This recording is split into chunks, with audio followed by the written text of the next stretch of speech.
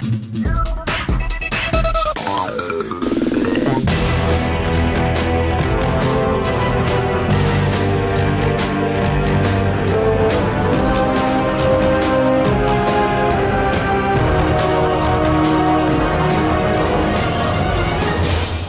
up YouTube, Dal here from Several War Games, and today I'm bringing you my joint first place local Despia Brave profile. Before we get into that, don't run away the second that you've heard Brave. I will show you budget alternative options for those particular engines and all of the expensive cards within the deck. As long as you've got the Alubas, you're still able to utilise this deck. Before we get started as well, massive shout out to Kyron, who originally put this deck together, and all of the spicy text within this were his. And they've actually been transferred across. They're really, really cool kind of text, and they do add a lot to the end board, and it does add a lot of interruption to your opponent. So massive shout out to him, and I'll take you through those bits as we go. With all of that out of the way, please smash that like button, hit that notification bell, and subscribe so you don't miss out on any more upcoming content.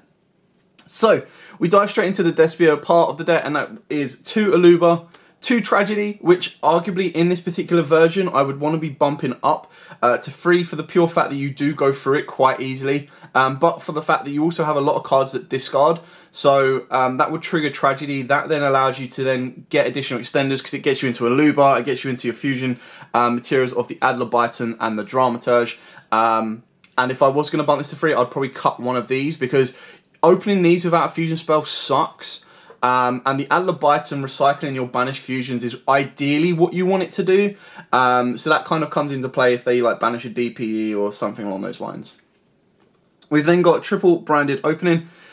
This is your go-to card because you're going mixing with the Brave package. It does turn off Aluba's normal summon effect, which means that you want to be using this to get Aluba from the deck. Now the synergy between this and the Brave is the fact that both the Brave and this can utilise the discard effect of Tragedy, but it can also utilise the discard effect of the Draco back equip spell as well, because once you've resolved the Brave part of it and got yourself a token, you're then equipping the equip spell to that, which is really, really cool. And then for the last of the spells, 2 Branding in Red and 1 Despia Theatre. The Branding in Red, I'm still kind of working around whether I want 2 or 3. It's kind of one of them ones where it's like, you want 3 when you've got the materials, you want 2 when you're not. So a balance of 2 in this particular version is working quite nicely for me, and it does put in a decent amount of work as well. There was an interesting interaction that came up, and I'm not 100% sure on how this one resolves. There was nothing I could see of a reasoning behind why it wouldn't, but you activate Verte, paying 2,000, paying cost of sending the fusion spell. You then chain Branded in Red to bring back an Aluba or a Tragedy that has been used for the link summoning of Verte, and then fuse into like a Masquerade Dragon. I mean, it's not something that you couldn't, like, you could set that and do that during your opponent's turn anyway, but it is kind of cool as well that if you're during your turn, you could trigger Branded in Red off of the back of Verte Anaconda and go into the Chimera. So you've then got Chimera coming down, you've then got a DPE coming down, and then your Chimera is going to like pop 2, or it will pop 1, draw 2, so it kind of lets you remanage some resources as well. Didn't really come out, it was just something that, as I was playing, I was like, I wonder how this will resolve, so that's something to kind of keep in mind. So that's the Despia package. It's obviously a quarter of the deck, and then the next quarter of the deck is the Brave package. Now before you run away, don't worry, I do have a budget option for this, or a much cheaper engine that pretty much does the same job, so it's not the end of the world. So very straightforward on here. The only difference is I'm playing 2 Rights and 3 Water Enchantress. This has double use in the deck with one of the spell cards we've added to the deck, or one of the spell cards that Kyron's added to the deck, which is quite interesting. And the reason I've gone with 3 and 2 is, and let me just show you the other expensive part, because these are the ones that we've got budget options. Well, I say budget options, like literally 50% cheaper options for. So 3 Prop Prosperity. So what works better if you're on a budget is the top engine comes out for the invoked engine. So you've got your 3 Alistairs, you got your 2 invocations, and then you've got 3 meltdowns. So that's an exact swap out. And it relatively does the same job. The only thing with this is a little bit more difficult to kind of resolve the Verte play, but it still does the same job. And then with this, you then replace these with 2 Magician Souls and 1 Illusion of Chaos, which is exactly what Kyron is doing. And the reason that's so good is because the Magician Souls can send spare rights, it can send the Draco back for free draws, and it is a dark, so it's just free fodder. So that is your I say budget alternatives, keeping in mind that you're looking at about £300 for the engine up top. This gets swapped to an invoked engine, which then crashes down to something like 50 quid. And then you then swap out this engine and you pretty much get it for half the value, because I think souls are like 30 quid each. And then Illusion of Chaos is between 30 to £40. So you're looking at about from nearly 250-ish, a little bit higher, a little bit lower, straight down to about £100. So there's your budget swaps for these meta cards, but these do put in a lot of work, and kind of go from there. So that's it for the money part of the deck. Like I said, it's not an absolute mandatory thing to have those. They just, like, I've got access to them, they put in a lot of work. And then we've got a hero engine, so obviously the standard, Fusion Destiny and Dasher. And then the complete spice, so full shout out to Kyron on this one, triple Mars Change 2. Now why is this full spice? Well, it will turn a Celestial, should you get it on the board. It will also turn a Luba that constantly keeps floating back from the graveyard, and a Tragedy into one of the best hero monsters around, and that is of course going to be Darklaw.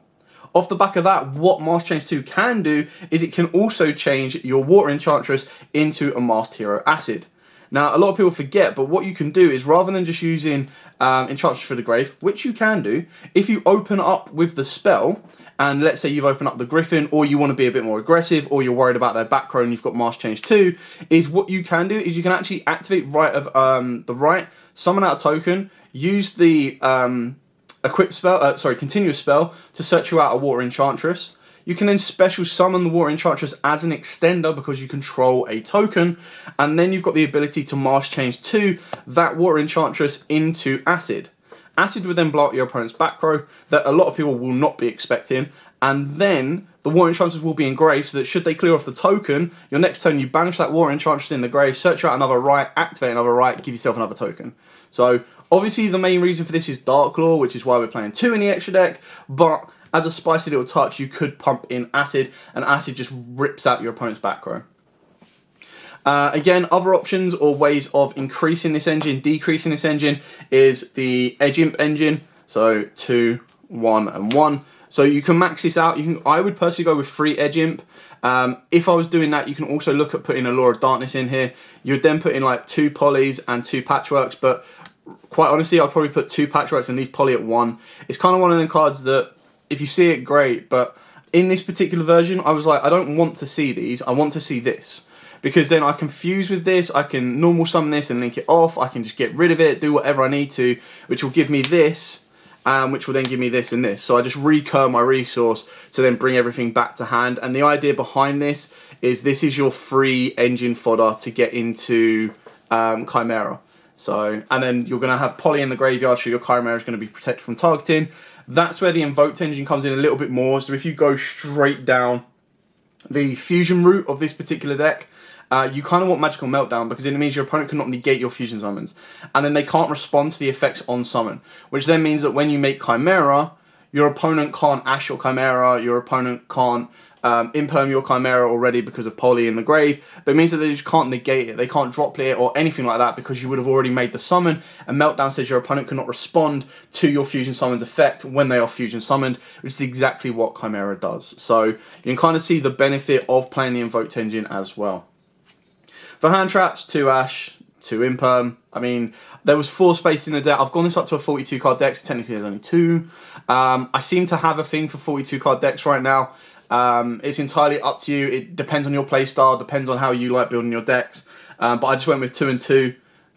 It could easily be either just a 3 of 1 or just 2 of 1. And then I went with Board Breakers, so again, double Droplets and double Super Poly. Super Poly never came up, really. I think it came up like once or twice, but it was like the pure idea that if I get a Despia on the board, my opponent needs to have a light or a dark, and I'm good to go. And I'm going into like a Quinteris, or I'm going into a Masquerade Dragon, which is going to cause them a lot of issues. So I also play Super Poly targets in general, because I just felt that, again, with my kind of deck building right now, I want to build it to go first while maximising combos. Like, I don't want to lose combo pieces to hand traps, because I feel that my combo pieces will be stronger than that one particular hand trap. So I want to be playing cards, but that's only if I'm guaranteed to go first.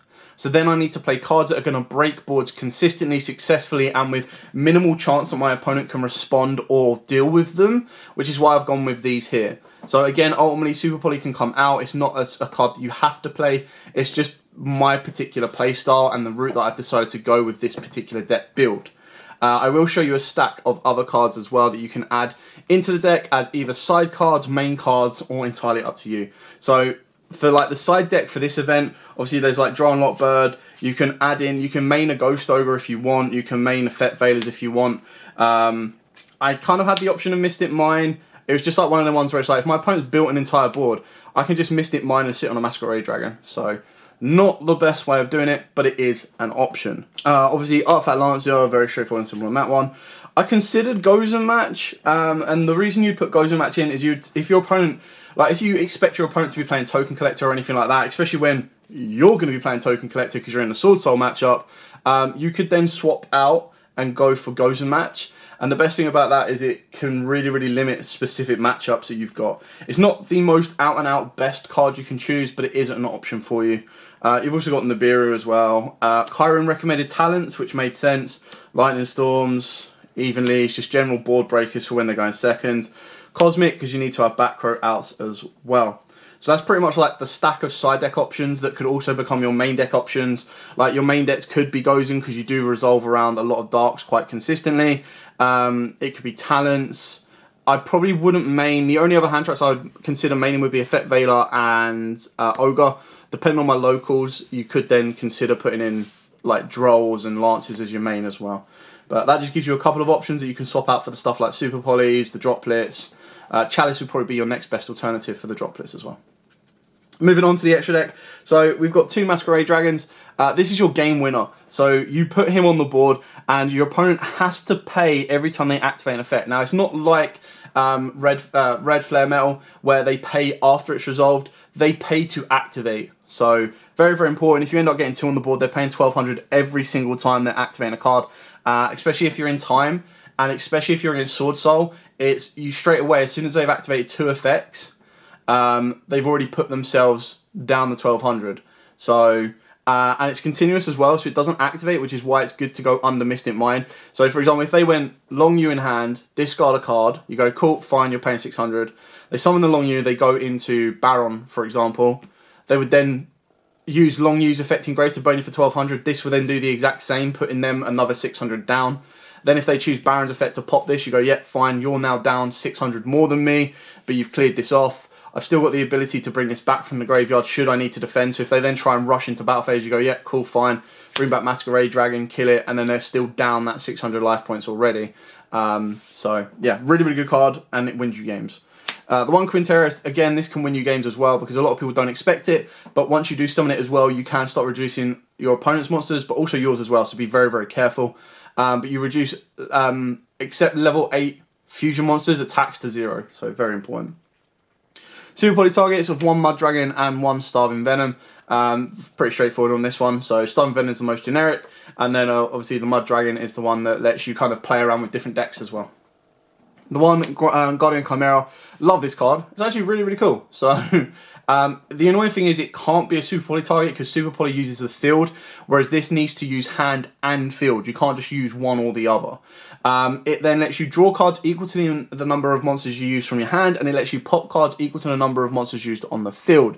It's a 3300, so it is a nice beta that a lot of people struggle with, and it does kind of clear boards off. If Poly is in the graveyard, it can't be targeted, which is also very, very important.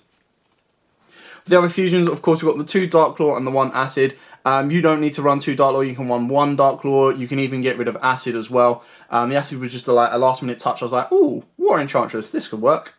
But yeah, like being able to activate Mask Change 2 on your Aluba, turning it into Dark Claw. And then off the back of that as well, what the Mask Change 2 lets you do is it lets you play around a Dark Ruler. Because it's like, if your opponent does not expect a Mask Change 2, they activate Dark Ruler to turn off your Griffin, turn off your Verte, turn off your DPE. And you go, yeah, that's fine, whatever. Activate Mask Change 2, or during your opponent's turn, if you're like, if they're like, oh, there's no Darks on the board, there's no way they're going to be playing a Dark Claw, you activate Branded Opening, summon out Tragedy from the deck, and you go, yeah, cool.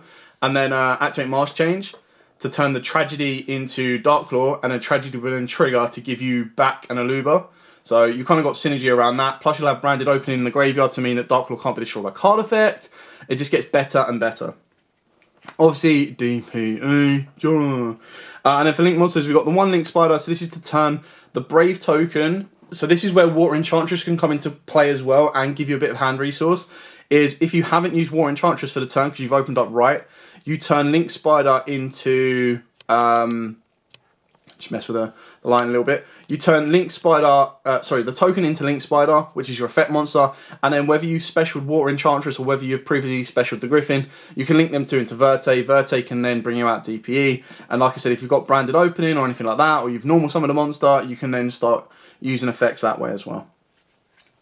Verte, because, you know, meta. And then we've got the 1 Dark Charmer, the 1 Selene, and the 1 Access Code. So this is just like your 3 card root engine into a Link play. Keep in mind, when you activate Branded Opening, it locks you into fusions, whereas everything else you're good to go. So all you really need is a Despia plus anything else makes this. As long as your opponent is playing Darks, mainly even DPE, you steal their DPE, you can link into Selene. Selene can then go into Access Code.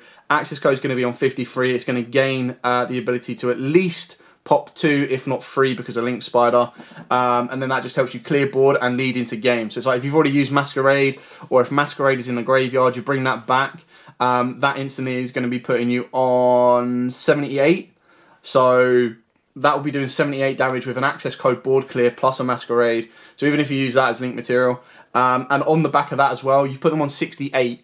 Sorry, not 68, 78. So I will be absolutely amazed if they haven't used any effect under Masquerade. Like, they would have had to have used one to kill Masquerade.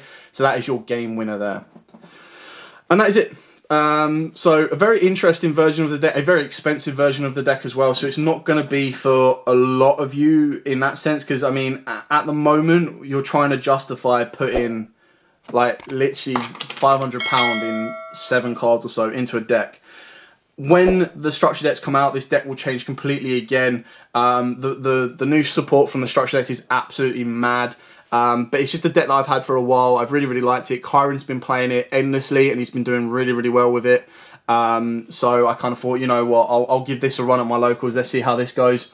And it worked out really, really well. So I was quite happy with its performance, and I can't wait to see what else Kyron can do as well. Anyway, thank you so much for watching. Remember to like, comment, subscribe, share. Till next time, guys, as absolutely always, stay safe.